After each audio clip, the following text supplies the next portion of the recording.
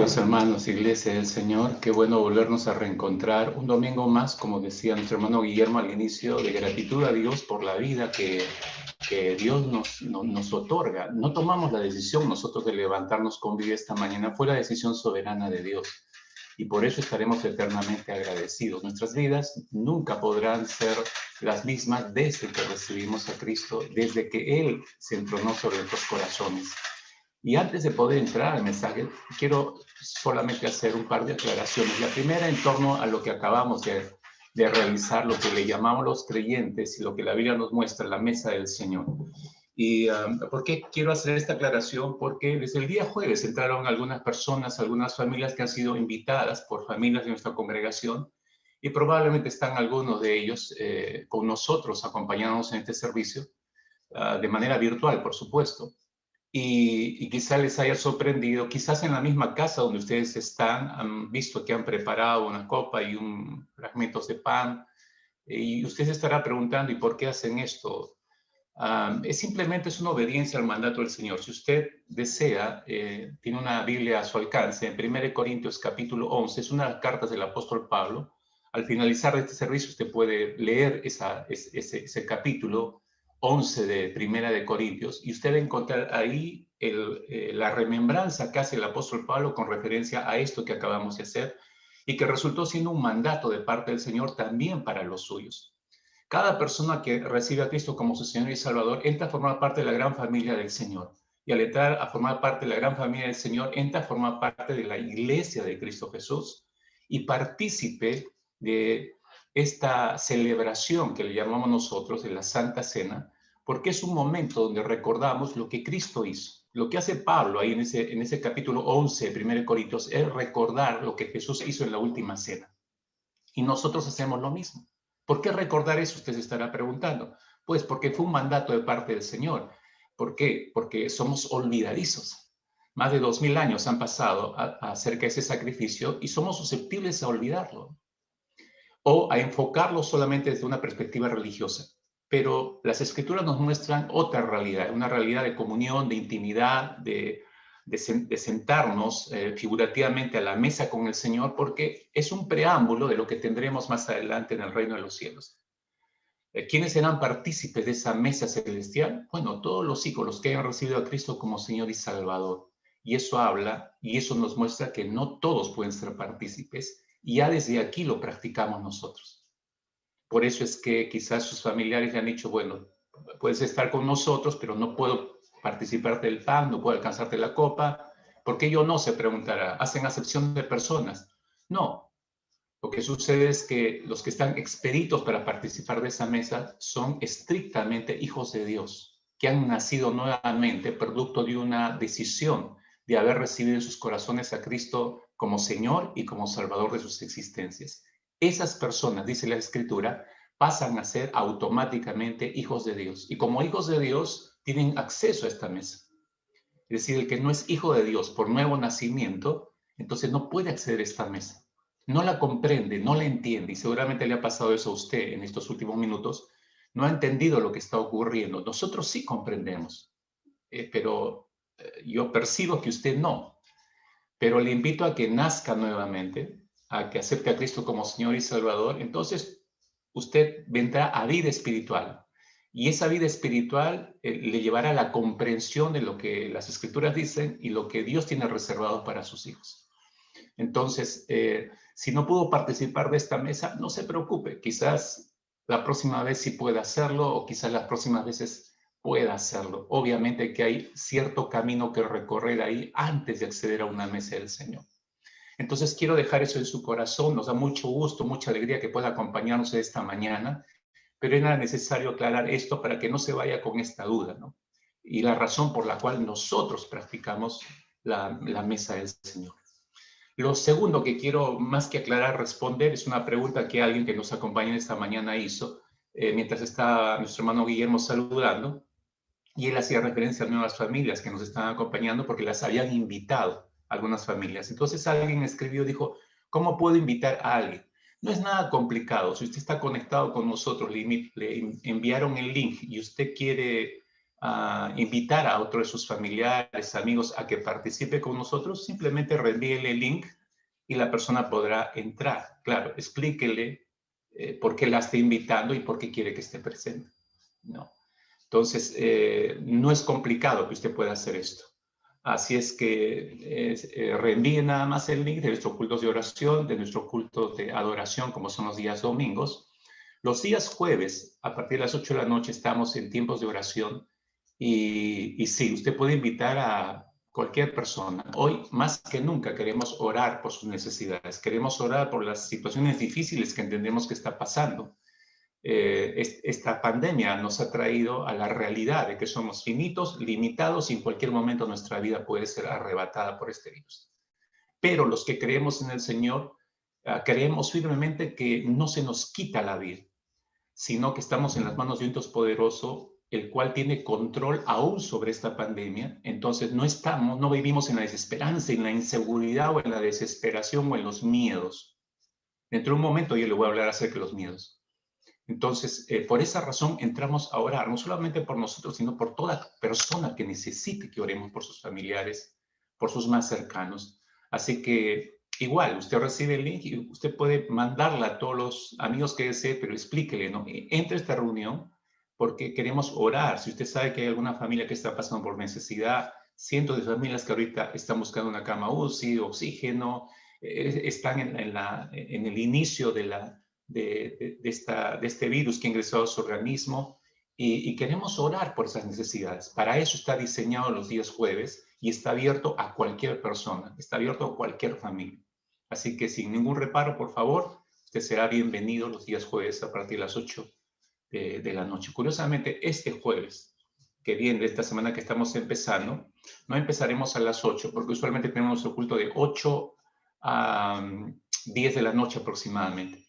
Pero este jueves, dado que prácticamente se ha triplicado nuestra lista de oración por asunto de COVID, recuperación, recaídas y hasta fallecimientos, es increíble que nuestra lista se haya triplicado.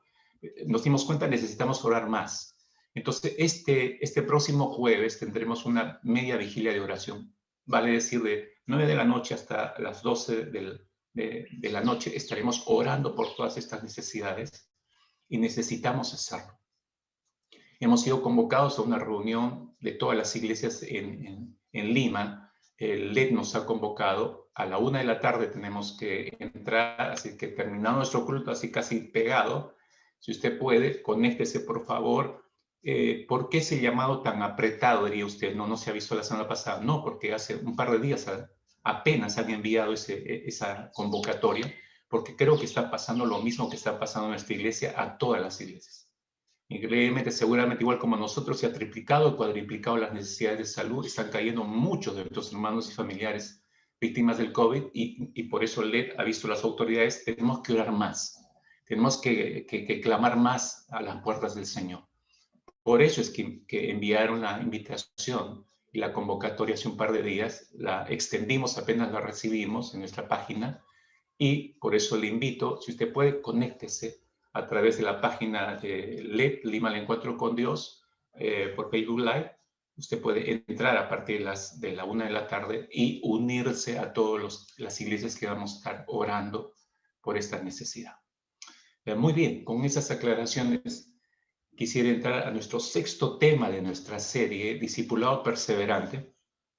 Y este sexto tema, el Señor nos ayudó a titularlo, En el día que temo, en ti confío. Es una expresión del salmista. En el día que temo, en ti confío. No niega el salmista la existencia del temor, pero no se concentra en el temor, sino que se concentra en su confianza en el Señor. Y esa es la diferencia, esa es la gran diferencia. Este es nuestro sexto tema en esta mañana, al que le invito a que podamos entrar reverentemente hacia la palabra del Señor y poder absorber lo más que podamos. Quiero empezar por un texto que fue expresado por el gran Job. Usted sabe que se dice que es el hombre que más sufrió sobre esta tierra. No estoy tan seguro de eso. Pablo fue otro que sufrió mucho, pero la diferencia es que Job lo perdió todo en un abrir y cerrar de ojos. Dentro de un instante le explico. Este texto de Job está en el capítulo 3 del libro de Job, versículo 25. Job 3:25. Job dijo lo siguiente: porque el temor que me espantaba me ha venido, y me ha acontecido lo que yo temía. Porque el temor que me espantaba me ha venido, y me ha acontecido lo que yo temía. De hecho, que usted y yo, todos nosotros, a lo largo de nuestra vida, vivimos en un constante temor, consciente o inconsciente. Cuando usted va a cruzar una calle, mira para arriba o para abajo, ¿por qué? Por seguridad, me dirá. Sí, cierto, por seguridad, pero también por temor. Hay un natural, es como si se apretara un botón en el interior, y en realidad químicamente la neurociencia explica orgánicamente en el centro de nuestro cerebro hay como un apéndice, se llama la amígdala, que es como un botón que en automático el cerebro presionara y nos pone en alerta contra cualquier situación de peligro. Obviamente hay asuntos químicos que tienen que ver, están asociados con este botón de emergencia que inmediatamente nos pone en alerta. Porque usted mira arriba abajo cuando va a cruzar una autopista, hay un temor natural para salvaguardar nuestra vida. Usted sabe que si se acelera un poco, le puede agarrar un carro. Hay un temor de fondo, ¿no? Vivimos constantemente, consciente o inconscientemente, en estados de temor. Hoy más que nunca, eso ha pasado ya no solo a nivel subconsciente, sino cada vez está siendo algo más consciente en nuestra mente. Pero podría ganarnos si no sabemos cómo manejar. Y yo terminé la semana pasada diciendo cómo manejar nuestras angustias. ¿Por qué hay que aprender a manejarlas? Porque si no, no podremos hacer un discipulado perseverante, no podremos hacer un evangelismo perseverante, no tendré cabeza para esto. Igual en este caso, mis hermanos, si no aprendemos a manejar nuestros temores, no es anularlos, no es ignorarlos, no es simplemente decir, bueno, eso está en la mente, eso está en la mente, eso no va conmigo. No, es una realidad. De hecho, que usted, como yo, todos en estos tiempos, en mayores o en menores grados, hay cierto temor. Temor que le pase algo a tu familia, temor que tú seas el causante que les pase algo a tu familia. Extrema los cuidados cada vez que sales, porque temes que puedas traer y tú ser el canal de desgracia para tu propia casa. Hay un temor latente mundial en ese sentido hoy en día. Y no fácilmente uno se puede desconectar, decir, no voy a pensar en esto. Ya usted lo debe haber pasado, lo debe estar pasando. Es difícil, es complicado.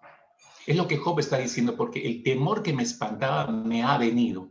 Lo que yo pensé que no me iba a llegar a mí, que vienen otras personas, digo, ay Señor, ojalá que nunca me llegue a mí, pero nos llegó a todos. Nos llegó a todos. Y me ha acontecido lo que yo temía, dice Job, una realidad que él estaba viviendo en carne propia cuando le tocó vivirlo.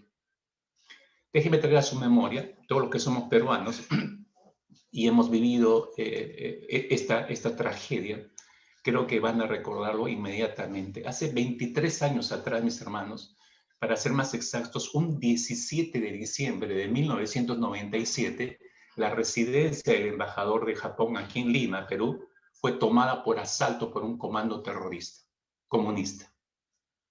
En esta mansión se celebraba un banquete en homenaje al emperador japonés en esa ocasión. Lo más selecto de la sociedad política, intelectual, empresarial, diplomática, militar se encontraba allí reunido. Todos estaban en esa reunión. Más de 500 personas estaban en el lugar cuando de pronto fue asaltado esta embajada y entraron abruptamente un grupo de terroristas y tomaron todo el local. Días después liberaron una gran cantidad de estas personas y solo retuvieron 72 rehenes que permanecieron varios meses. A decir verdad, un poco más de 3 meses esos 72 rehenes permanecieron en el local de la embajada japonesa bajo el temor de la cautividad, bajo el miedo de la muerte inminente que en cualquier momento podría ocurrirles. Los que seguimos de cerca esto, porque todos los canales de televisión durante esos 3 meses nos mantuvieron en vilo a todos los que estamos viendo lo que estaba aconteciendo allí, era literalmente eso. Estábamos en vilo viendo el hora a hora, el día a día, todo lo que estaba pasando, y también sumados a la tensión de saber que esas personas podían ser ejecutadas sumariamente en cualquier momento por estos terroristas. En el grupo había un sacerdote, llamado Juan Julio Witz. Juan Julio Witz escribió un libro titulado Rehén Voluntario, después que salió libre, obviamente, después que fueron liberados todos estos rehenes. En este libro, él cuenta los amargos días que él vivió junto con los otros rehenes, ese cautiverio al que él se sometió voluntariamente, ya que cuando liberaron a la gran mayoría de rehenes, él pidió, se identificó, dijo, yo soy sacerdote, ¿puedo quedarme? Entonces, él por propia voluntad se quedó con el resto de rehenes, pero ni él mismo imaginaba cómo el miedo iba a ganar su propia mente. Él pensó que su investidura de sacerdote lo iba a cubrir y a él no le iba a llegar y iba a poder manejar este asunto y ayudar a las demás personas. No pudo, no pudo.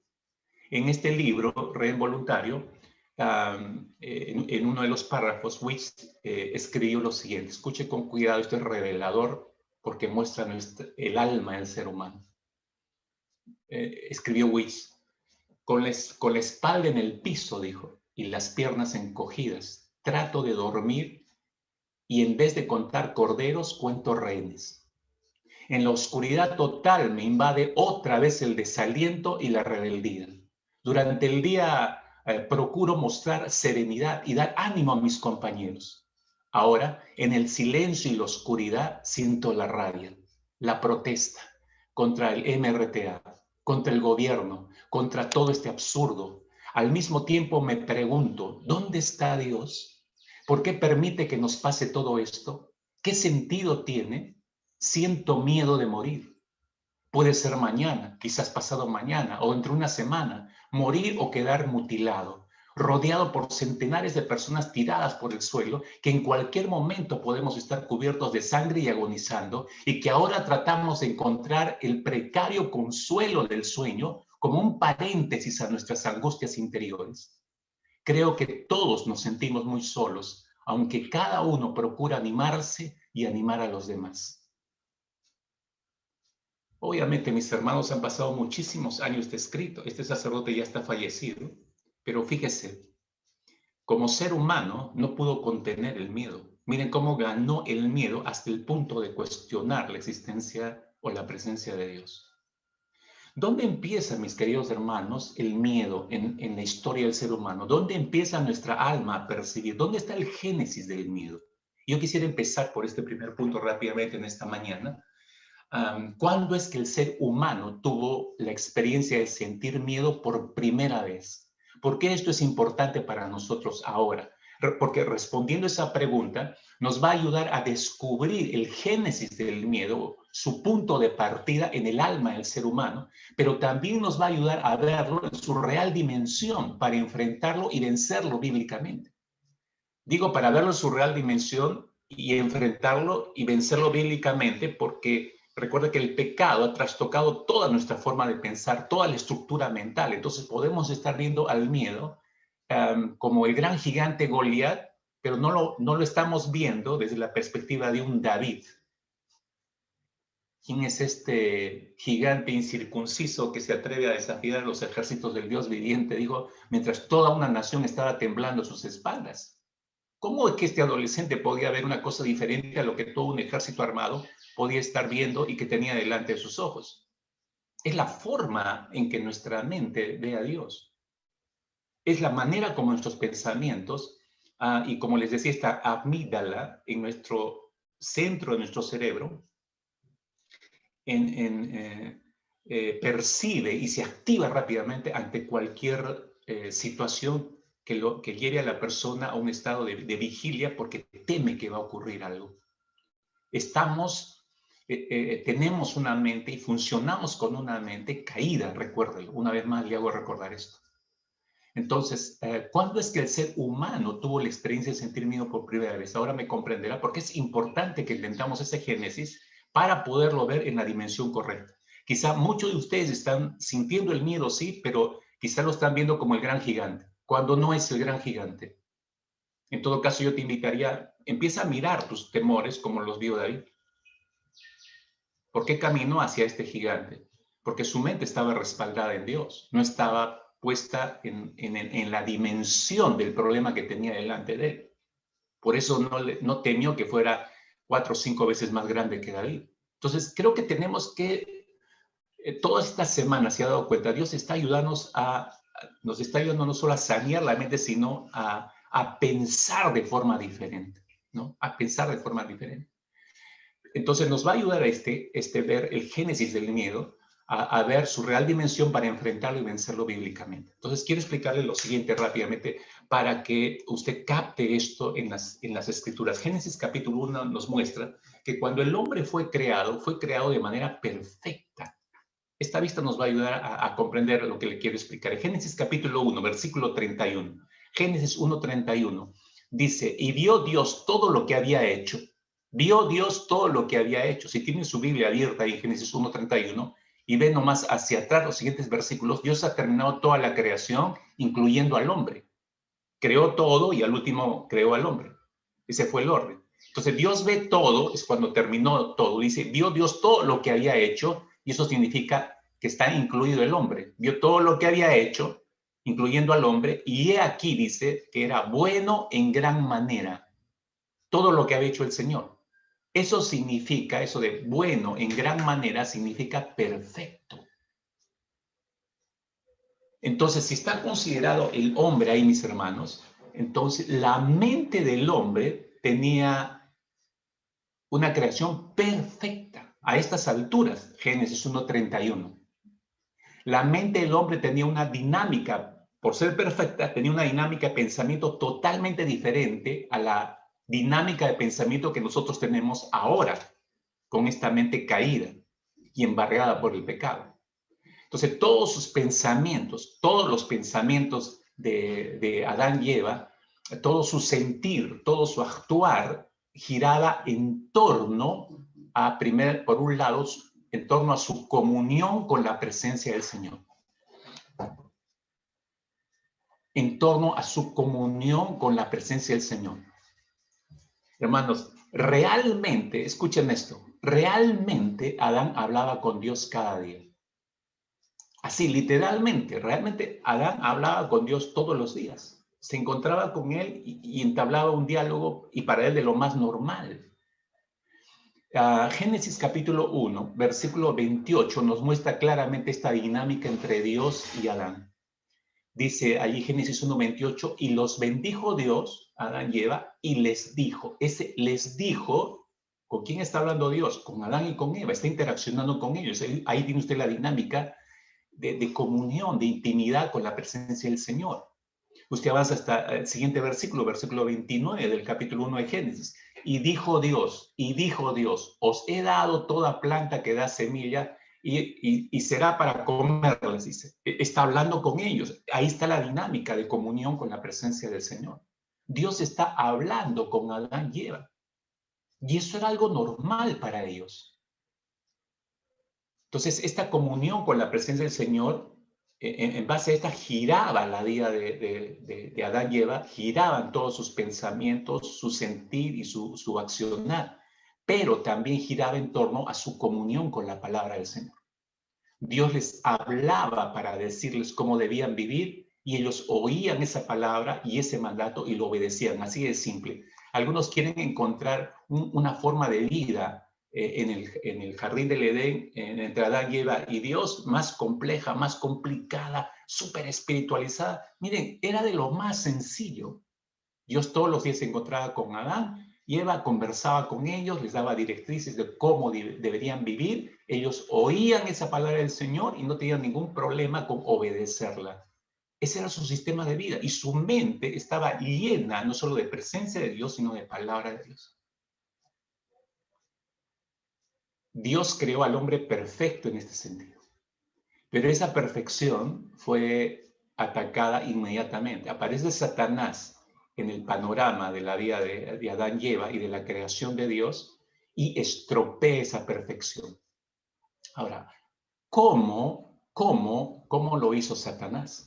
La siguiente, por favor. ¿Cómo lo hizo? Produciendo un cortocircuito. Escuche. Lo que hizo Satanás fue producir un cortocircuito en la comunión que Adán y Eva tenían con Dios. Ahí fue dirigido el ataque. Lo hizo, si usted se da cuenta, lo hizo a nivel de sus mentes. No lo hizo a nivel de su cuerpo, lo hizo a nivel de sus mentes. ¿Qué utilizó? Miren, escuchen con atención. Esto es clave, mis hermanos, comprenderlo para entender nuestros propios temores. Lo que hizo Satanás, cómo desbarató esa comunión, introduciendo una mentira en la mente de Adán y Eva. Génesis capítulo 3, versículo 4. Entonces la serpiente dijo a la mujer, no moriréis. ¿Y por qué le dice eso a la serpiente? Porque estaban hablando acerca de lo que Dios había dicho, que deberían comer y que no deberían comer, y Satanás está cuestionando eso. Entonces él arriba con esta mentira, ahí lanza la saeta de la mentira y la clava en lo profundo de las mentes de Adán y Eva, ¿no? No, no moriréis, les dice. Si usted compara, y esto por un ejercicio de observación rápido nada más para ver si era cierto lo que estaba diciendo Satanás, si era o no era una mentira, para corroborarlo nada más, usted retrocede un capítulo, capítulo 2, versículo 16, mandó Jehová Dios al hombre diciendo, de todo árbol del huerto podrás comer. Dios le está autorizando que puede comer de todos los árboles que estaban en el huerto. Pero, verso 17, más del árbol de la ciencia del bien y del mal no comerás. Le prohíbe uno. Porque el día que de él comiere, ciertamente morirás. ¿Por qué puso Dios un árbol y les prohibió? Porque Dios tenía que probar su obediencia para con él. No quería que eso sea automático ni forzado. Amamos a Dios porque decidimos amarle. Seguimos a Cristo porque tomamos la decisión de seguirle como Señor y Salvador. Tomamos la decisión de entregarle nuestras vidas. Tomamos la decisión de obedecerle porque nos nace hacerlo, porque lo hacemos por amor. No hemos sido forzados a esto. Dios nunca forzó al hombre y a la mujer para que lo amaran, lo siguieran o lo obedecieran. Pero tenía que probar eso. Y por eso deje ese árbol ahí. Verso 18. Y dijo Jehová Dios, no es bueno que el hombre esté solo, y le haré ayuda idónea para él. Sigue en el proceso de creación. Pero el verso 17, el capítulo 2, está claramente estipulado cuando le dice que no deben comer de este árbol porque el día que de él comieres ciertamente morirás. Entonces Dios dijo, van a morir si desobedecen. La serpiente aparece, Génesis 3, versículo 4, lanza la mentira. Ahí podemos corroborar, fue mentira. Fue una flagrante mentira, no moriréis. Y esa mentira la seguimos creyendo hasta el día de hoy. Hasta ahora, en todo nuestro sistema de vida, usted analiza su sistema de vida, ¿no? Siempre aceptamos esa mentira traída por Satanás sobre nuestra mente y sobre nuestro corazón. No, no va a pasar nada, haz esto nomás, ¿no? Y analizamos esos sentimientos, ¿no? Esas voces medio raras. Haz lo que tu corazón te diga que hagas. Esa es la mentira. Esa es la mentira. No, no escuches a los demás, es tu felicidad. Esa es la mentira. Pero estás violando mandatos claros de parte del Señor en la palabra. No se puede pasar por alto lo que Dios ha estipulado para el bien de nosotros. Entonces, es clásica esta manera de obrar de parte del enemigo, siempre estropeando ya no la perfección de nuestras mentes, porque esa mente perfecta fue estropeada en el jardín del Edén. Y todos nacimos con esa mente ya estropeada, tendiente hacia el mal, la rebeldía, el pecado y toda la maldad que hay en nuestro interior. Pero Satanás sigue trabajando en base a esas mentiras. Entonces la serpiente dijo a la mujer, no moriréis. Esa mentira, hermanos, quebró su comunión con la presencia del Señor. Quebró su comunión con la palabra de Dios. Y esto, como ustedes ven ahí en el esquema, eso generó miedo, una emoción que nunca habían tenido Adán y Eva hasta ese momento. Entonces, cuando Dios llama al hombre después que pecaron, miren cuál es la respuesta de Adán en Génesis capítulo 3, versículo 10. Dice Adán a Dios, le dice, oí tu voz en el huerto y tuve miedo. La primera emoción que la Biblia registra después del pecado es el miedo. El versículo 10 que estamos haciendo referencia, claro, Adán dice, tuve miedo porque estaba desnudo y me escondí. El miedo lo hizo actuar de una manera determinada, lo hizo que se escondiera ¿de quién? De Dios. Miren, hermanos, el miedo no fue colocado por Dios en el alma del ser humano. Por eso estoy haciendo el Génesis, ¿no? Él fue creado perfecto, ya vimos en los versículos anteriores, su mente perfecta, su alma perfecta, todo su ser perfecto, comunión perfecta con el Padre, comunión perfecta con su palabra. pero de pronto aparece Satanás, lanza esta mentira directamente a su mente, ocurre el cortocircuito, estropea la comunión con la presencia del Señor, estropea la comunión con la palabra del Señor. Entonces la conclusión es esa, ¿no? El miedo nace, pero no fue colocado por Dios en el alma del hombre, sino que fue el resultado del pecado del hombre. Miren, el miedo es definido de la siguiente manera, la siguiente, por favor.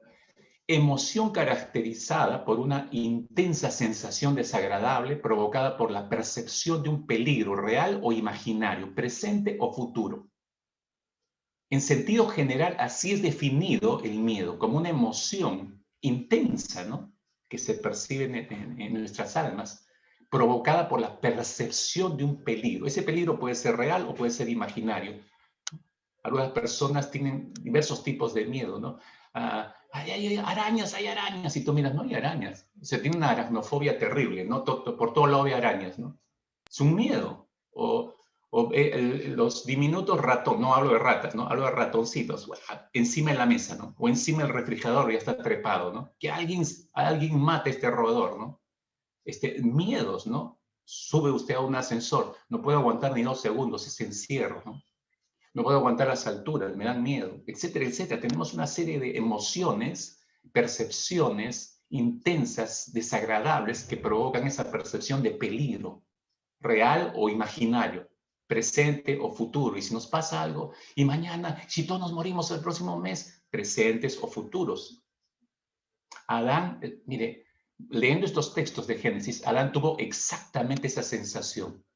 Dice las escrituras que al oír a Dios llamarle en el huerto, apenas oye la voz de Dios, y ese miedo que nunca había sentido, que de pronto toma todo su ser, toma todos sus sentidos y lo nubla, lo impulsa a ocultarse de Dios. Automáticamente lo impulsa a ocultarse de Dios. Adán, ¿qué pasó si tú nunca te ocultabas de Dios? El pecado, miren, el pecado ejecutado dañó tanto su alma, dañó tanto sus emociones. Entonces, en su cerebro, Adán percibió un peligro ante el cual reaccionó inmediatamente y se ocultó. Su cerebro percibió un peligro. Pero fíjate, ¿por qué lo interpretó como peligro? Su mente dañada por el pecado percibió la voz de Dios, percibió la presencia de Dios, la conocía Adán, pero la percibió de manera diferente, como un peligro. Su mente ya dañada por el pecado percibe erradamente a Dios como un peligro. Esto es terrible, ¿no? ¿Por qué? Porque Dios es santo, santo, santo. Y si el hombre se coloca al lado de este Dios 3 veces santo, evidentemente la pecaminosidad del hombre o la mujer va a resaltar claramente, va a ser evidente frente a un Dios santo. ¿Cómo esperas que nos veamos nosotros? Se nota nuestra pecaminosidad. Por eso es que Adán y todos los seres humanos, por supuesto hasta el día de hoy, prefieren ocultarse de Dios para que su vida de pecado no sea confrontada con un Dios santo. ¿Y por qué no quiere esto? Porque el hombre o la mujer no desea eso, porque se halla cómodo en su vida de pecado. No quiere ser movido de su vida de pecado. Por eso se anda ocultando al Señor. De hecho, que a varios de ustedes ya les pasó eso, ¿no? Apenas cometieron pecado, se ocultan, se desconectan de la iglesia, se desaparecen, etcétera, etcétera. Es la misma experiencia de Adán.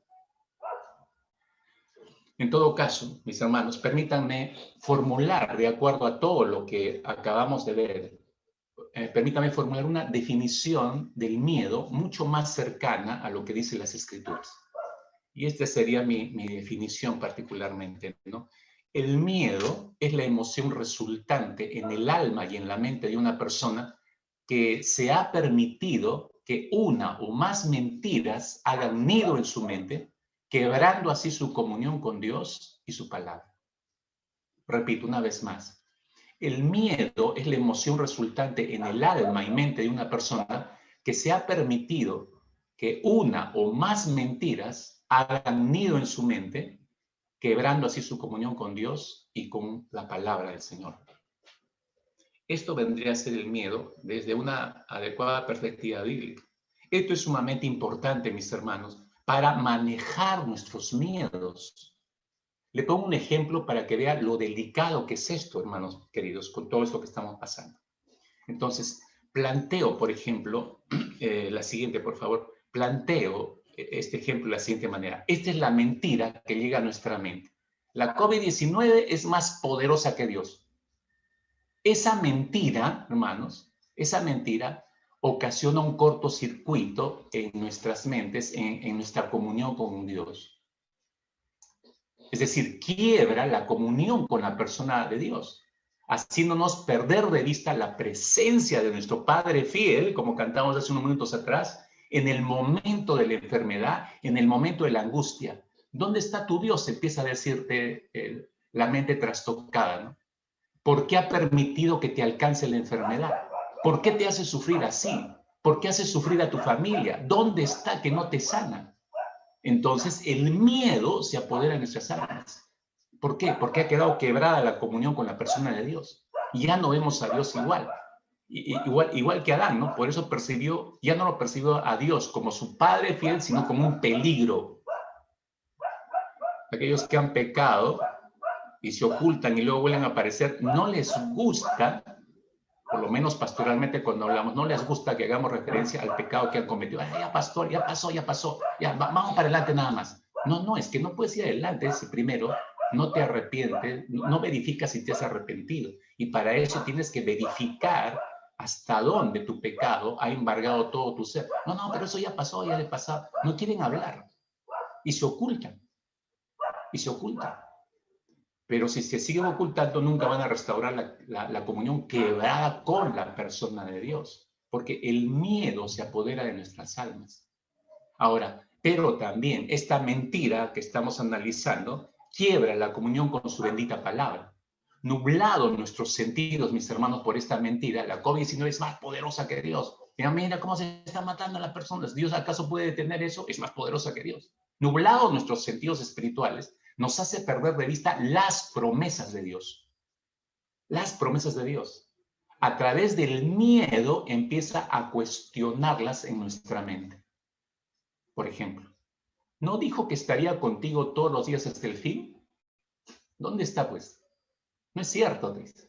¿No dijo él que su vara y su callado te infundirían aliento? Entonces, ¿por qué estás tan desalentado y deprimido y tendido en tu cama con la fiebre volando? No es verdad. No es cierto lo que te prometió. Te mintió. ¿Se da cuenta cómo puede viajar eso en nuestra mente cuando perdemos la comunión con la persona de Dios y con su bendita palabra, sobre todo con sus promesas? Y solo le estoy poniendo un ejemplo rápido así al azar, porque esto está hoy mucho golpeando nuestras mentes y no creo que muchos lo estén manejando correctamente. Escuche, mi hermano, mi hermana, escuche. Tenga cuidado con creer esas mentiras.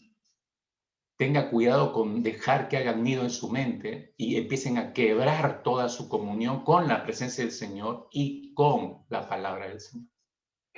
Pero tenemos, no quiero dejar simplemente en el génesis del miedo, ya usted sabe dónde empezó y por qué tenemos miedo, de qué ha sido resultado ese miedo, pero también que tenemos que cuidar que no nos arrastre. Hay miedos, mis hermanos, que nos enseñan a manejar nuestros propios miedos. Y quiero pasar a este punto ahora, después de entender cómo opera el miedo, dónde tuvo su inicio y cómo opera hasta el día de hoy en nuestras mentes y corazones, pero quiero llevarlos a un ejemplo bíblico y que nos enseñe cómo manejó sus miedos para que nos aleccione a nosotros principios que nos sean útiles en estos días, en estas semanas, en estos meses, para manejar nuestros propios temores. Todos hemos experimentado, yo decía al inicio, el miedo alguna vez o muchas veces. Quizás hoy mismo lo estamos sintiendo, lo estamos percibiendo. ¿A qué le tememos? Preguntaría yo. ¿Qué piensa usted cuando se despierta abruptamente en la madrugada y con sentimientos de zozobra, de angustia, que hace que su corazón se acelere, usted respire más rápido y se tiene que levantar y cambiar un poco, tomar un poco de agua para tratar de calmarse? ¿Qué viene a su mente? ¿Qué pensamiento le está dando vueltas a usted últimamente con todo lo que está pasando? La preciosa historia de Job nos muestra los miedos del ser humano en su real dimensión. y cómo manejarlos. Este hombre, como usted sabe de la antigüedad, era un verdadero magnate, si cabe la expresión, de su tiempo. Porque fíjese, abriendo nada más el capítulo 1 de Job, versículo 3, Job 1:3, leemos que lo describe de la siguiente manera, ¿no? Mire todo lo que tenía. Su hacienda era de 7,000 ovejas, dice. 3,000 camellos, 500 yuntas de bueyes, 500 asnas, muchísima servidumbre. Aquel hombre era el más grande de todos los hijos de Oriente, dice la Escritura. Como magnate en su época. Estaba bien posesionado. Su familia vivía cómodamente, respaldados por ese valiosísimo patrimonio, ¿no? ¿Quién no? Es evidente que Job era un hombre sabio y consagrado al Señor, que había conseguido cada una de sus riquezas con integridad, con esfuerzo, con dedicación, pero tenía sus propios temores. Si usted recuerda, cada cierto tiempo, muy temprano, ofrecía sacrificios al Señor y decía, por mis hijos, como para cubrir, ¿no? Que la gracia del Señor los cubra. Tenía un temor por sus hijos. En el fondo tenía ciertos temores, ¿no? Como cualquier padre de familia, ¿no? Espero que a mis hijos les vaya bien. Usted ora en este tiempo por sus hijos, cuando salen fuera, que el Señor los guarde. Hay ciertos temores en el corazón. Sin embargo, pronto los mayores miedos en el corazón de Job se iban a hacer realidad en su propia vida. Satanás, el ángel de maldad, discurre delante de Dios, se presenta delante de Dios y sugiere delante de Dios que Job debería ser probado en su integridad. Y cómo plantea él que deba ser confrontado con su integridad a través de los miedos. Curiosamente, esto es interesante en la historia de Job. Lo que plantea Satanás es que Job sea confrontado con miedos fundamentales que todos los seres humanos pasamos en la vida. ¿Cuáles miedos? Dos miedos básicamente. El primer temor o miedo a la pérdida del orden, el progreso material y los seres queridos. Repito, la pérdida del orden, el orden normal que tenemos de vida, el progreso material que podemos haber obtenido y nuestros seres queridos. Lo que hace Satanás es inferir, él infiere delante de Dios que la integridad de Job es solo producto de que Dios tiene un buen resguardo sobre la vida de él y en resguardo los bienes materiales del patriarca. ¿En qué términos se lo dice esto a Dios? Léalo ahí en Job capítulo 1, versículos 10 y 11, le dice Satanás al Señor, ¿no has hecho tú una valla alrededor de él y de su casa y de todo lo que tiene por todos lados? O sea, ¿no lo has protegido? Has bendecido el trabajo de sus manos y sus posesiones has aumentado en la tierra, pero extiende ahora tu mano y toca todo lo que tiene y verás si no te maldice en tu misma cara. Este es un descarado, se dará cuenta, ¿no? Es la naturaleza de Satanás, no solamente es el padre de mentira, ¿no? Entonces, lo que está planteando aquí es, bueno, a ver, tócalo, ¿no? Hazle quebrar todo el orden de su vida. Hazle quebrar todo lo que posee materialmente, ¿no? Incluso que sus familiares, sus hijos desaparezcan. A ver, vas a ver si no va a maldecirte en tu misma cara. Ese es el planteamiento de Satanás, ¿no? Cualquier persona puede hallar seguridad en cualquiera de estos órdenes, ¿no? Tengo un sistema de vida, me siento cómodo, me siento tranquilo, tengo ciertas posesiones, he logrado mi casa propia, ya no tengo angustia de esto, todas mis cosas las he logrado bien, estoy bien posesionado, progreso material, tengo una buena procesión, escalando en mi profesión, eso me da seguridad y tranquilidad. Todos mis seres queridos, todos están bien, ninguno se enfermó con el COVID. Hay cierta sensación de seguridad. ¿Qué pasa si todo eso quiebra de la noche a la mañana? Este es el planteamiento de Satanás delante de Dios para con Job. A ver, pruébalo ahí.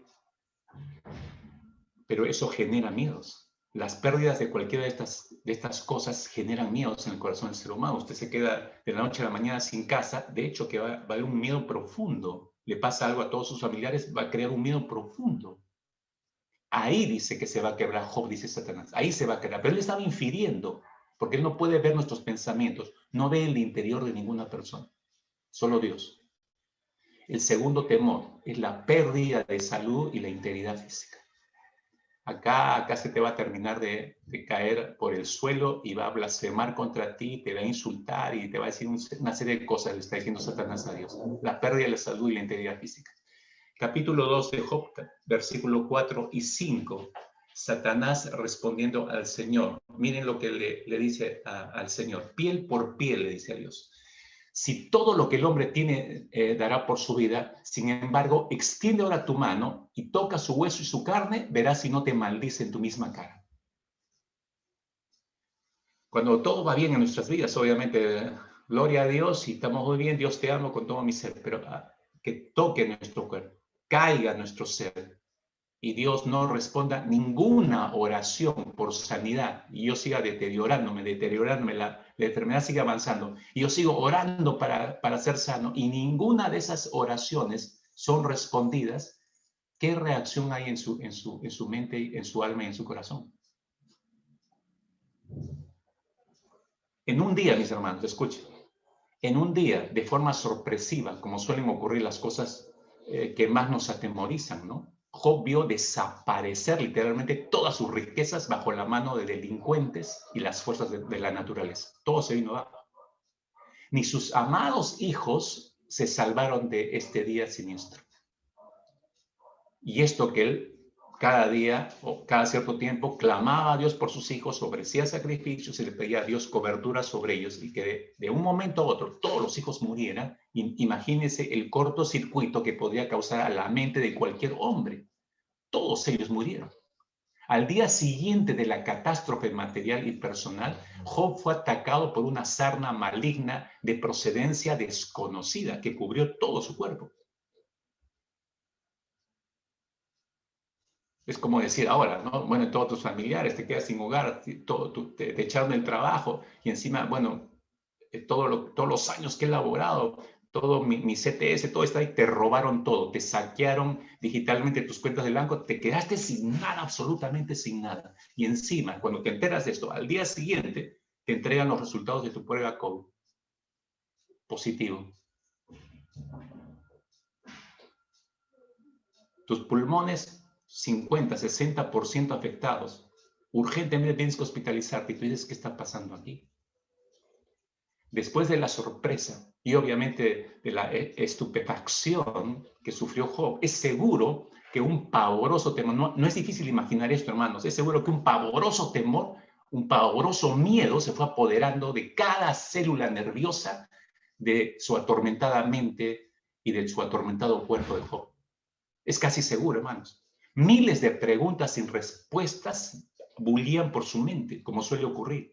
Y hasta su propia esposa, desesperada por lo dramático de las circunstancias, mirando a su esposo en esas condiciones y viendo todo lo que había ocurrido, ¿no? Todos sus hijos fallecidos, no reparó la esposa en clavarle estocada final a la moral en la mente de Job, ¿no?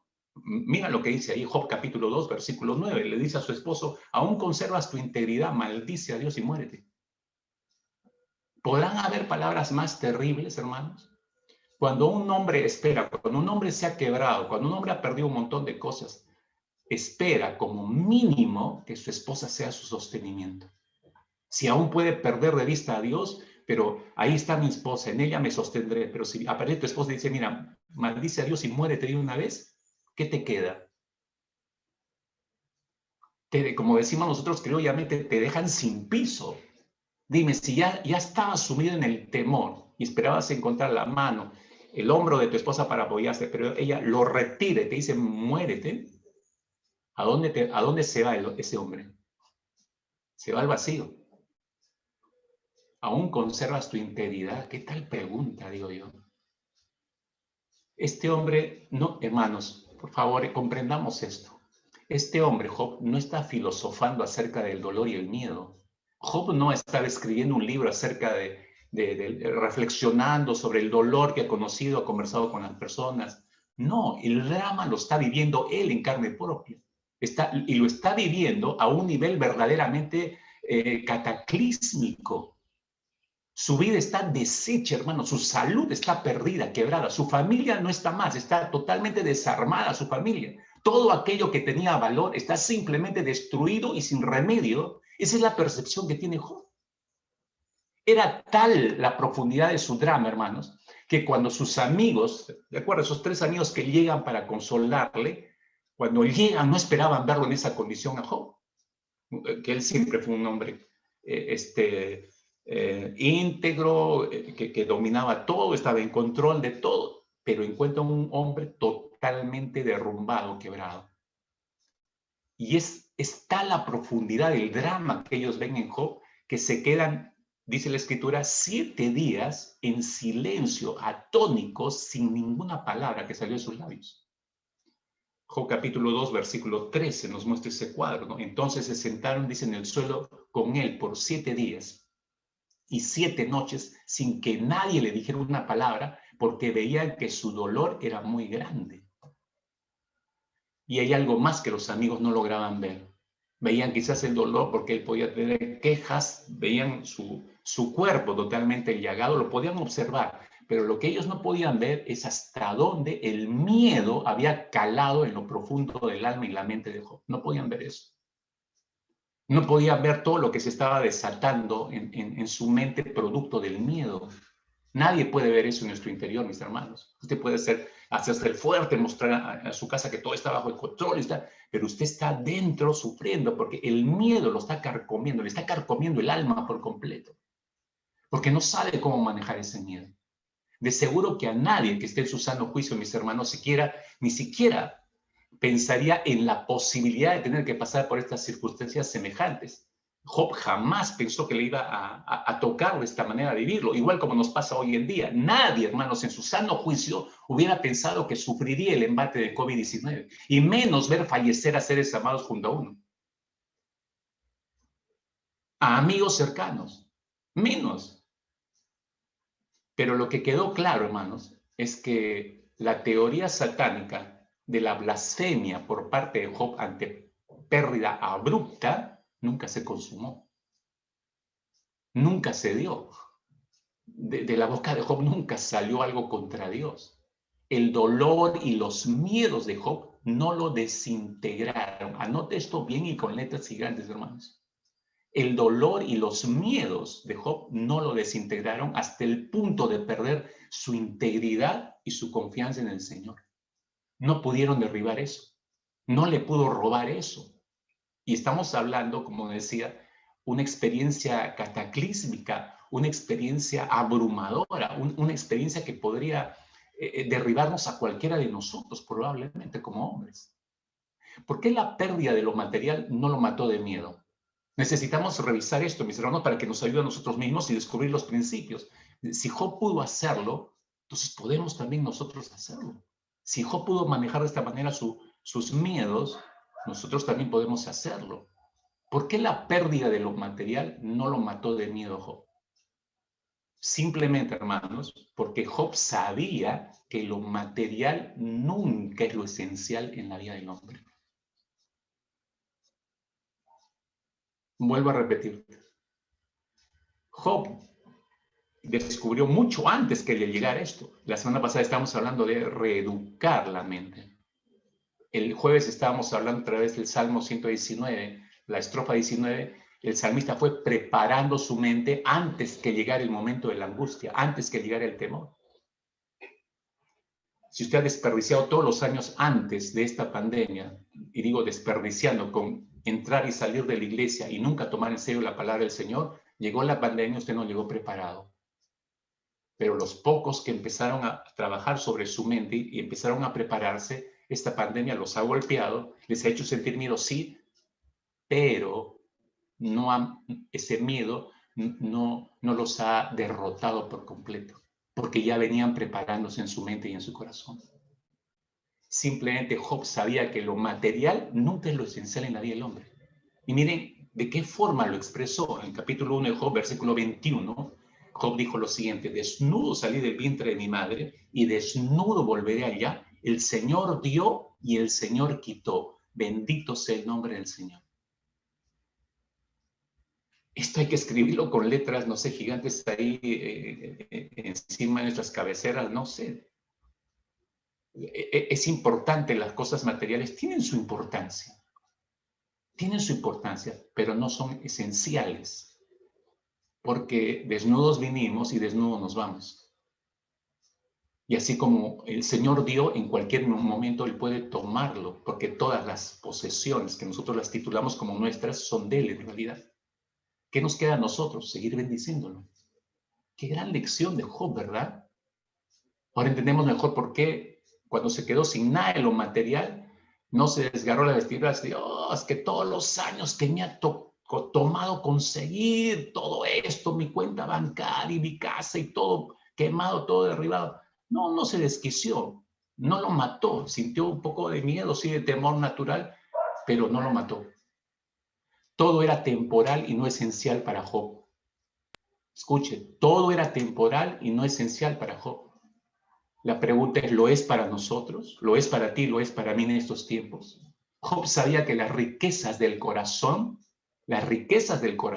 son las únicas que un ser humano se puede atesorar para que vayan con nosotros aún después de la muerte. Todo lo demás siempre va a ser pasajero y todo lo demás tiene un valor secundario, mis hermanos. Todo, absolutamente todo. Por eso la pérdida material no lo mató de miedo, Job. ¿Por qué la pérdida de la salud tampoco lo hizo morir de miedo, Job? Porque reconocía, mis hermanos, el significado de la providencia de Dios. Job hace mucho había reconocido la providencia de Dios en su propia vida y bajo cualquier circunstancia. Por eso él pudo decir, en Job capítulo 2, versículo 10, en su segunda parte de este versículo, él hizo una pregunta interesante y dijo, ¿aceptaremos el bien de Dios, pero no aceptaremos el mal? ¿Aceptaremos el bien de Dios, pero no aceptaremos el mal? Obviamente Job no estaba diciendo que Dios es la raíz y es el que trae los males a nosotros, no, sino que el mal siempre está presente, el que Dios lo utilice para beneficio de nosotros y permita que lleguen algunas veces a nuestras vidas, es por un propósito de Dios. Eso es lo que esa es la gran lección que aprendió Job. Aceptaremos el bien de Dios, pero no aceptaremos el mal. Todas las instancias de nuestra vida, mis hermanos, las buenas, las malas, las luminosas, las oscuras, las que trajeron sonrisas a nuestra vida, las que trajeron lágrimas a nuestro ser, son todas ellas, son instrumentos para que el Señor se manifieste en nosotros y a través de nosotros. Dios sigue trabajando sobre nuestras vidas. Pero quisiera ser claro en esto, mis hermanos, y es que con una fe absoluta, en la providencia de Dios y en la presencia de Dios, no basta para que los miedos se disipen. Miren, hermano, estoy diciendo algo que nos puede ser útil para el manejo de nuestros propios miedos. Estamos hablando que Job creía firmemente en la providencia de Dios y él se aferró a la presencia del Señor, pero esas dos cosas no bastan para que los miedos se disipen. No es suficiente. ¿Por qué no? Es importante, mis hermanos, que podamos estar al tanto, es decir, que podamos comprender del propósito particular de Dios para nuestras vidas en ciertas circunstancias. Todo esto que está ocurriendo a nuestro alrededor y que genera los miedos, como les decía, ¿cuál es el propósito particular de Dios para su vida, para mi vida, para la vida de cada uno de los que están conectados con nosotros en esta mañana? ¿Cuál es el propósito? Yo puedo tener una fe absoluta en el Señor. Yo puedo creer en la providencia de Dios, ¿no? Para sostenerme, alimentos, medicinas en el momento de la angustia, que pueda abrir la posibilidad de un buen hospital, una buena clínica para atenderme. Yo puedo saber que la presencia del Señor está acá, porque Él dijo que todos los días estará con nosotros hasta el fin de los tiempos. Yo puedo creer todo eso, pero todo eso no es suficiente para disipar miedos, mis hermanos, si yo no comprendo el propósito particular que Dios está trabajando con todo esto en mi vida. Y con esto quiero invitarte a que descubras qué está haciendo Dios contigo, cuál es el propósito de Dios para contigo. Cuando este sacerdote, Wick, le decía que estuvo entre los rehenes del MRTA en la embajada japonesa, él decide quedarse como rehén. Él tuvo miedo de poner en riesgo su vida de una manera tonta y sin razón. En este libro que él escribió, él manifestó lo siguiente, escuche, él dijo, me atormentaba no solo el miedo de morir, dijo, sino también el miedo de equivocarme, el miedo de morir tontamente. El miedo de morir tontamente, morir por morir. ¿Qué es lo que estaba diciendo este hombre? Que él estaba tratando de entender cuál era el propósito de todo lo que estaba ocurriendo. Si alguien debe morir, debe entender cuál es el propósito. Yo el día jueves dije algo que espero que la mayoría lo haya tomado y lo haya guardado en su corazón. Y lo dije ya el domingo pasado también, en cierta manera. Y mencioné que la COVID no mata a los creyentes. Porque si decimos que la COVID mata a los creyentes, estaríamos admitiendo que es más poderosa que Dios. Lo que dije fue que otra cosa es diferente, es que es el tiempo de Dios y que Dios use estas circunstancias para que pueda partir a su presencia. Es otra perspectiva desde la cual necesitamos considerar y ver toda esta situación. Cuando yo lo veo desde la óptica de Dios, entonces estoy entendiendo que hay propósitos en particular. Dios está trabajando en mí y aún a pesar que me alcancen estas situaciones, pero ¿cuál es el propósito? ¿Cuál es el propósito de Dios? A veces Dios nos puede llevar hasta un hospital o a una clínica, no por nuestro mal. Él utiliza el mal para que entremos a ese lugar porque es muy probable que las personas que están a mi costado necesiten escuchar el Evangelio. Y por eso nos lleva para ese propósito.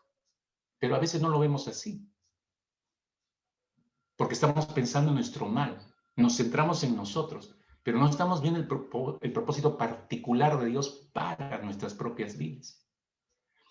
El pánico, mis hermanos, la siguiente, por favor, espero que le ayude estos pensamientos finales. El pánico surge en la conciencia cuando prima el desconcierto, la vacilación, la falta de significado, la inseguridad de no saber que le pertenecemos al Señor, ¿no? Y estamos en las manos de nuestro buen Dios, quien ha prometido que no nos dejará ni nos desamparará. En nuestro corazón tiene que haber esa certeza y eso nos da seguridad.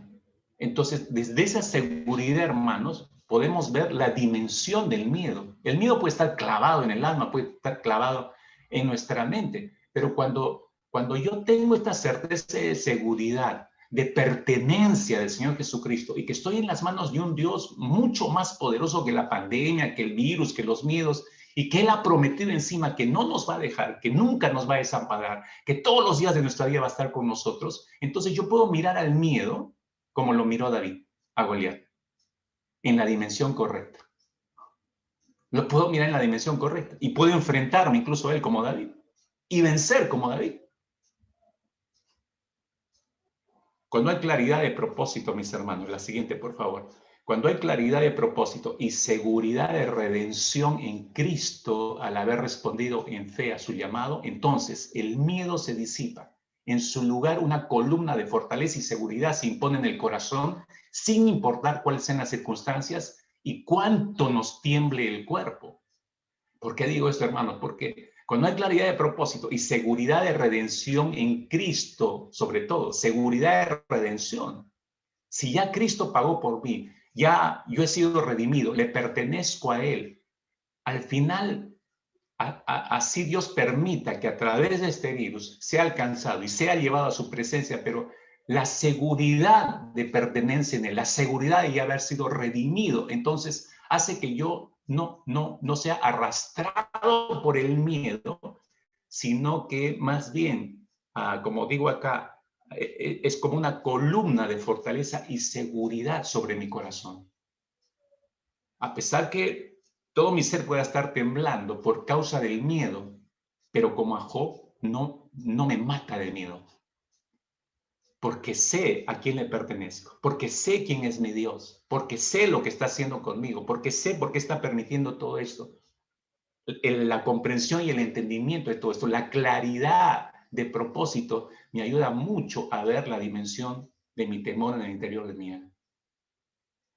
¿No habrá llegado quizás, mis queridos hermanos, el momento de poner nuestros miedos en el lugar que les corresponde, verlos en la dimensión que tienen y empezar a vivir una vida de seguridad en las manos del Señor.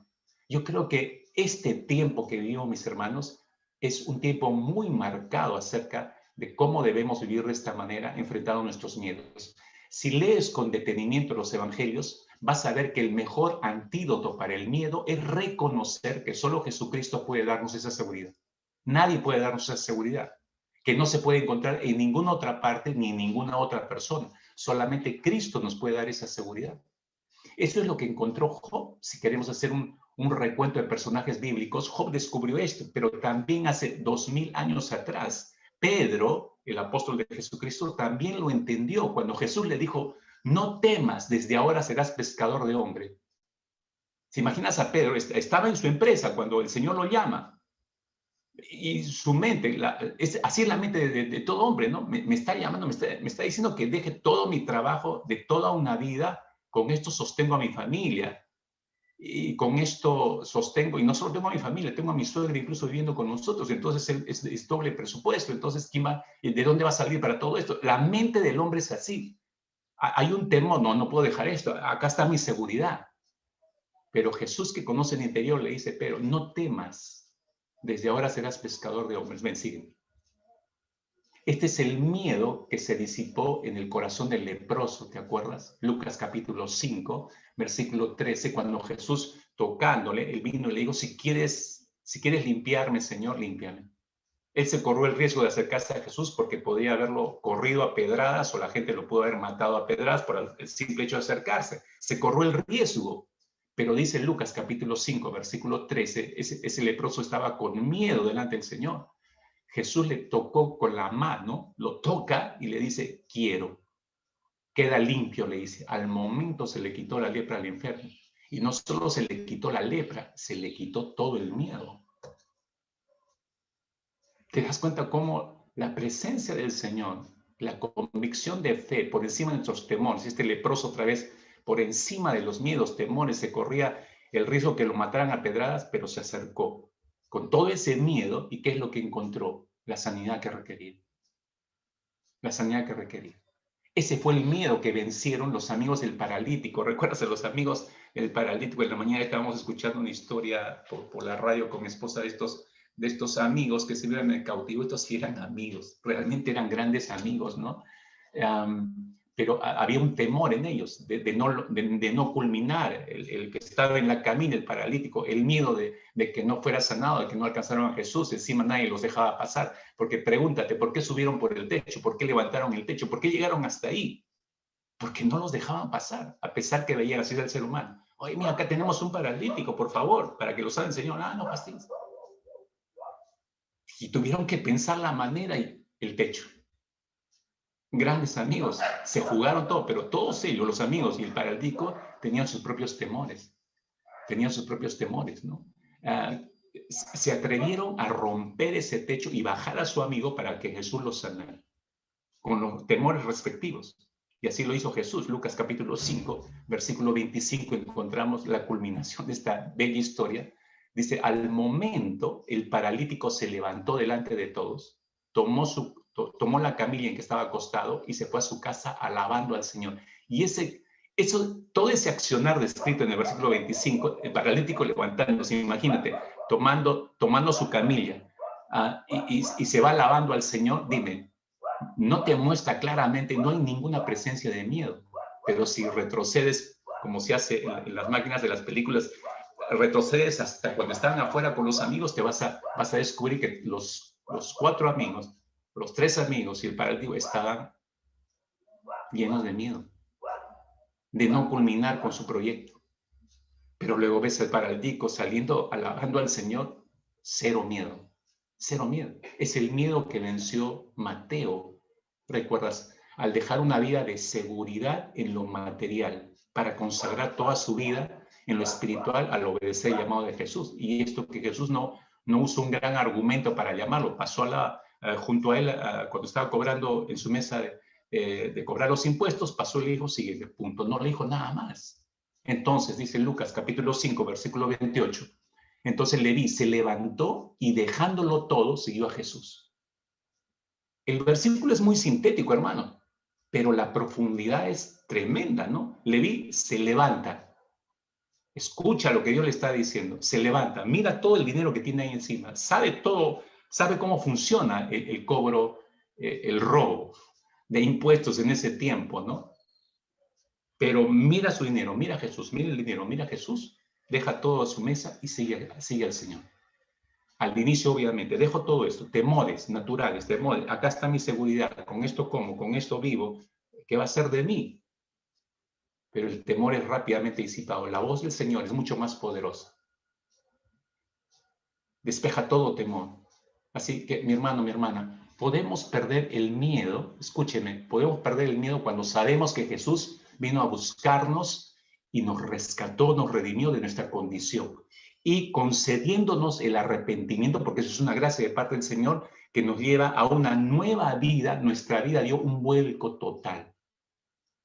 Y si ahora estamos en las manos de este Dios poderoso, el miedo puede que llegue a nuestro corazón, puede que llegue a nuestra alma, pero ya sabe, no crea las mentiras que generan el miedo. Analice un poco mejor sus miedos. ¿Por qué está generándose el miedo? Evidentemente ha entrado una mentira. Y al entrar esa mentira ha quebrado su comunión con la presencia del Señor, está empezando a quebrar su comunión con la palabra del Señor. Sea más analítica en ese sentido. Entonces va a descubrir cómo contrarrestar esas mentiras. Finalmente, hermanos, perdemos el miedo porque sea cual sean nuestras circunstancias, si hemos oído y puesto en práctica la voz de nuestro Señor, entonces vamos a ser semejantes a lo que dijo el Señor. Recuerdan en Lucas capítulo 6, versículo 48, Jesús dijo que lo compararía a un hombre que al edificar una casa, cavó hondo, echó cimientos sobre la roca y cuando vino una inundación, el torrente dio con fuerza contra aquella casa, pero no pudo moverla porque había sido bien construida. Este hombre de esta ilustración que usa Jesús dice que cavó hondo y echó cimiento sobre la roca. ¿Por qué? Porque no deseaba que su casa se viniese abajo cuando la golpease la primera tormenta. En cierta forma, cuando pensó en todo esto, este hombre, se entiende, podemos inferir, tuvo cierto temor. Y si vienen los primeros vientos y me la derriban, ya hay un temor. Entonces, no voy a permitir eso. Dijo, mi casa se puede venir abajo con las tormentas. Pero no se dejó dominar por ese miedo, sino que dijo, no voy a creer esta mentira. Las tormentas son más fuertes que la roca. No voy a creer esa mentira. Porque esa era la mentira. Las tormentas son más fuertes que la roca. No, la roca es más fuerte que las tormentas. No, más bien, él creía que la roca era más poderosa que cualquier tormenta. Espero que usted esté creyendo lo mismo. Así que venciendo su miedo, este hombre cavó hondo, eso es trabajo, eso no te lo cae del cielo, uno tiene que trabajar para esto. Cavó hondo, echó cimiento sobre la roca, dice, y cuando vino la inundación de miedos producidos por la pandemia mundial, ese tremendo torrente de miedos dio con fuerza, dice, contra aquella casa, contra nuestras vidas, pero dice, no pudo moverla porque había sido bien construida. Espero que le quede claro esto, oro que le quede claro esto. No pudo moverla. Este torrente, hermanos, que parecería que no termina, es como los huaicos que nosotros tenemos acá con la corriente del Niño. Viene una y viene la otra y viene la otra, da con fuerza contra nuestras vidas, pero depende cómo esté construida nuestra mente, cómo esté construido nuestro corazón, cómo esté construida nuestra alma, sobre qué la estamos construyendo. Así que mi querido hermano, mi querida hermana, iglesia, por favor, escuche, respire hondo y construya bien. Respire hondo y construya bien. Respire hondo y no crea las mentiras de Satanás. No crea las mentiras del mundo, no crea las mentiras de su carne. No deje que le roben su comunión con el Señor, no deje que le roben su comunión con la palabra. Respire hondo, por favor, y créale a Dios, la roca de los siglos. Créale al Señor. Porque yo soy el Señor, dice él, porque yo soy el Señor, tu Dios, que sostiene tu mano derecha, yo soy quien te dice, no temas, yo te ayudaré. Por esa razón, dice el salmista, Salmo 34, versículo 4, busqué al Señor y él me respondió, me libró de todos mis temores. No dice de algunos, dice de todos. Busqué al Señor y él me respondió, me libró de todos mis temores. En el día que temo, mis hermanos, en ti confío, mi Señor. En el día que temo, en ti confío, Señor. Oremos ahí, por favor. Es cierto, Padre, en el día que tenemos, Señor, en ti debemos confiar. Pero ahora entendemos mucho mejor por qué debemos hacer esto. Gracias por hacernos recordar que lo que genera nuestros miedos, lo que da lugar a nuestros miedos, son mentiras que de una u otra manera ingresan como saetas a nuestras mentes y buscan desbaratar, incendiar, quemar, Señor, nuestra comunión contigo y con tu palabra. Quemadas o incendiadas estas comuniones, Señor, ¿qué nos queda? Te perdemos de vista, no hay dónde respaldarnos, no hay dónde descansar, no hay que creer, Señor. Entonces el miedo gana todo nuestro ser. Padre, ayúdanos. Ayúdanos, por favor, a no poder aceptar estas mentiras, a saber que tú eres mucho más poderoso que todo esto, Padre, porque si hay temores, sí, pero podemos confiar en ti, porque tú eres mayor que todos estos miedos, mayor que todos estos temores, Señor. Podemos ampliamente confiar en tu preciosa verdad. Podemos confiar, Señor, en lo que tú has hecho, en lo que haces y en lo que seguirás haciendo, Padre, Padre amado. Sabemos que contigo podemos enfrentar mucho mejor estos temores. ¿Cuánto te adoramos, Señor? Por esa razón, ¿cuánto te adoramos? Porque tú siempre terminarás siendo nuestra mayor seguridad. Tú eres el único que puede esparcer todos nuestros miedos. Todo temor cae delante de tu presencia. Padre, es el anhelo de nuestro corazón y como decíamos hace unos instantes, si tú puedes esparcir todo temor, entonces podemos vivir confiados, Señor. Lo que dijo el salmista tiene no solo sentido, sino debe transformarse también para nosotros en un principio de vida. No nos va a faltar los temores, Señor. Y tenemos que entender perfectamente cómo los manejó Job. Y si él pudo hacerlo, nosotros también podemos hacerlo, Señor, en la gracia tuya. Así que volvemos a descansar en ti, Señor. Ayúdanos a poder cada vez tener mayor claridad con respecto a estas emociones que muchas veces pueden, Señor, arrastrarnos fuera de la voluntad tuya, fuera de tus propósitos, fuera de tu palabra. Y no deseamos eso, Señor. Deseamos agradarte en todo tiempo y cumplir el propósito de nuestra existencia, que es glorificarte en todo lo que vivimos, en todo lo que hacemos. En el nombre de Cristo Jesús te damos toda gloria y te damos muchas gracias, Señor, por la palabra vertida sobre nuestros corazones en este día, que termine siendo para edificación de tu casa y edificación de nuestras vidas. En Cristo Jesús. Amén, Señor.